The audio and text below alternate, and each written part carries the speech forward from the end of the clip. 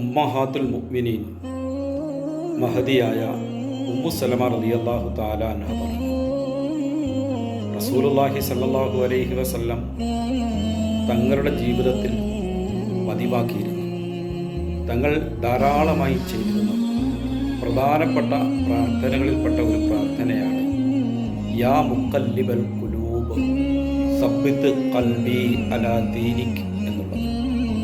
യാ മുഖല്ലിബൽ ഖുലൂബ്, ഹൃദയങ്ങളെ മാറ്റിമറിക്കുന്നവനായ അല്ലാഹുവേ, ചിന്തകളെ മാറ്റിമറിക്കുന്നവനായ അല്ലാഹുവേ, എൻ്റെ ഹൃദയത്തെ നിന്റെ ദീനിൽ അടിയുറപ്പിച്ചു നിർത്തണമേ. ഇത് വളരെ പ്രധാനപ്പെട്ട ഒരു പ്രാർത്ഥനയാണ്.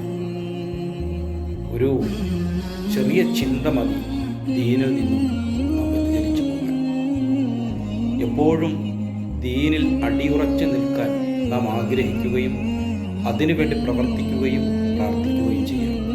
പരിശുദ്ധമായ ദീനിൽ അടിയുറച്ചെന്ന് ജീവിച്ച് സത്യവിശ്വാസികളായി മരണപ്പെടാൻ കഴിയുക എന്നുള്ളത് ഏറ്റവും വലിയ സൗഭാഗ്യമാണ്.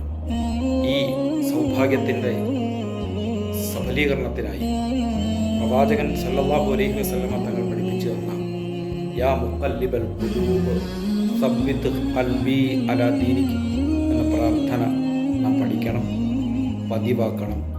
അല്ലാഹു ദീനിൽ അടിയുറച്ച് സത്യവിശ്വാസികളായി സ്വർഗാവകാശികളായി മരണപ്പെടാൻ അല്ലാഹു നമ്മളെ എല്ലാവരെയും